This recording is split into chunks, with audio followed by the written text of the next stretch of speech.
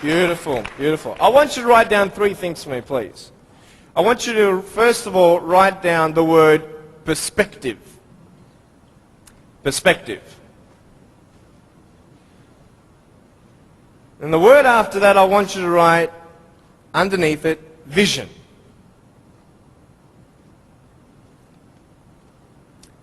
And then underneath that, I want you to put choices. So perspective, vision, and choices. This is what I'm going to be speaking about. I'm going to be real with you and start from the beginning. I was born in a blessed country. I was born to parents with the support I needed. You see, when I was born, it was such a tragedy. It was such a great shock to everybody. We had ultrasounds done when Mum was pregnant with me. I was her firstborn. And my mum made sure that we had the best doctors in Melbourne. My mum was a nurse and delivered hundreds of babies before I was born. She knew exactly what to do and what not to do in her first pregnancy. Yet, having all these precautions, this happened.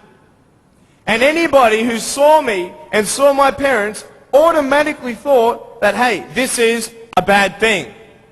And I mean, for anyone to say that would be a good thing, that is not sane. That would be insane. To say that, hey, congratulations, your baby's born without arms and legs. It was such just a pause in their life where they couldn't breathe. They couldn't fathom.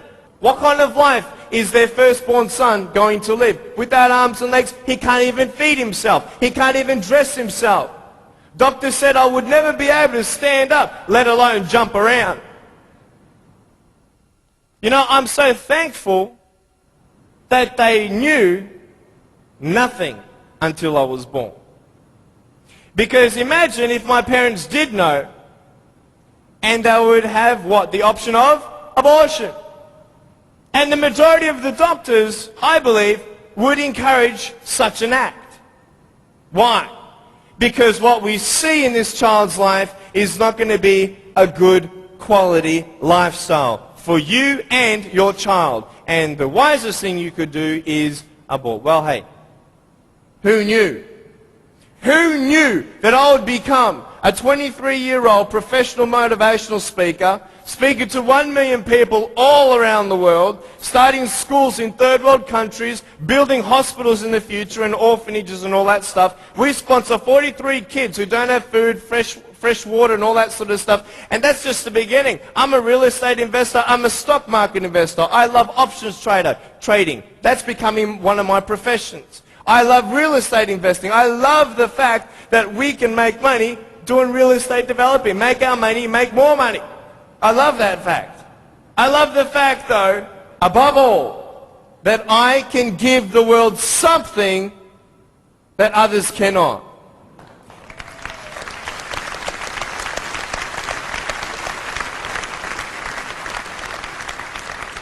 But before I tell you all that good stuff, let me tell you the more down times in my life. Obviously, it was difficult for my parents, but it was also difficult for me. When I went to school, a lot of kids teased me.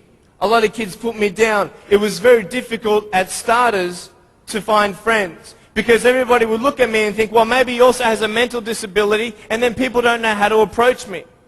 But my parents encouraged me to just speak with people. And as I speak, a lot of people would say, well, hey, he's just like everybody else, just with a few parts missing. You know, I'm just like you. I've just gone out on the limb a couple more times than you have for my friends. But it's all good. But it was very difficult at times, and I had no one to tell me that everything's going to be okay the way I wanted it said. Because the way I wanted it said was, I wanted to be able to believe someone when they said, Nick, it's okay. Everything's going to be okay. The problem is, if anyone did say that, even my parents at times, I would say, how do you know?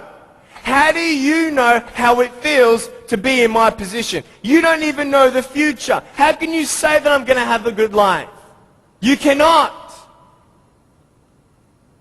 Last January, within 3 weeks, 3 of my family members died. January 2005, my uncle, my grandfather, and one of my cousins.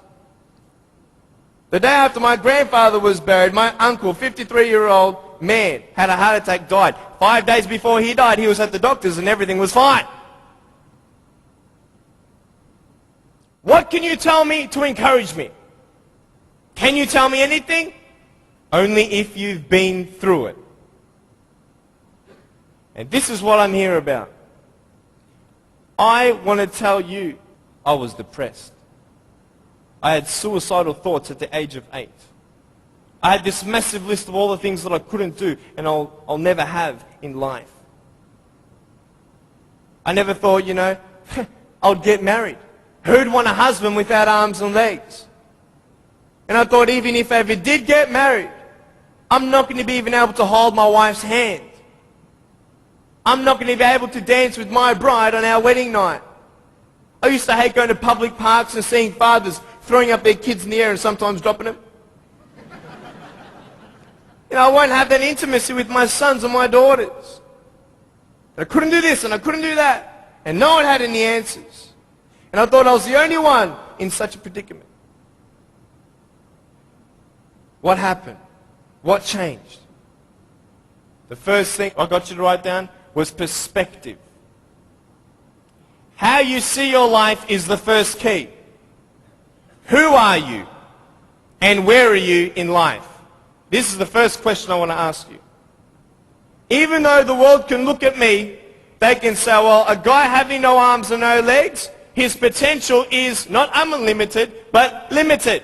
His potential, just because he has no arms and no legs, humanly speaking, in our logic, he's not going to be as successful as everybody else.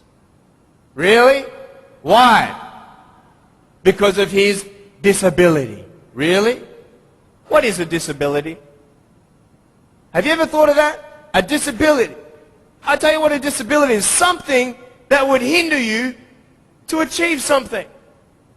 Now, just because I have no arms and no legs, it doesn't mean that I can't be successful. It doesn't mean that I can't do a business degree like I've done, a Bachelor of Commerce in Financial Planning and Accounting. That didn't stop me. Then what really stops you? Your mind. The way you see your life and where you are going will determine how successful you will be in life. I could say, yeah, I'm a guy without arms and legs, but what? I have my little chicken drumstick. Don't ask yourself and see what you don't have, see what you do have, and then say, okay, this is where I am. But don't limit yourself to say, well, if only I had this, or if only I had that. You can think of all the things that you don't have, but I want to ask you, is that really constructive? No. Why? Because no one can turn back time. It's up to you with what you do with today. Your priorities, your daily agenda will determine how successful you are. You want to know something? I started to be thankful. Thankful? Why, Nick? How could you be thankful? My mum showed me a newspaper article of a young man who had a disability, not similar to mine, but it was also unexplained medically. And I thought, you know what? I'm not the only one with something to bear.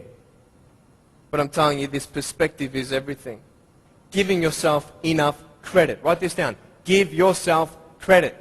Even if the whole world told me that, Nick, you have no arms and no legs, you're not good enough, you're not going to reach your fullest potential, and even if you do, it's not going to be compared to anybody else's potential because you have no arms and no legs. Even if the whole world has that discouragement on you or their view on you, you don't have to believe them. You get it? You don't have to believe others' opinions. Because it's just an opinion. If a doctor comes to you and says, hey, I'm sorry, you've got cancer. What are you going to do? Get a second opinion. Right? Why? Because you want to make sure that he's right.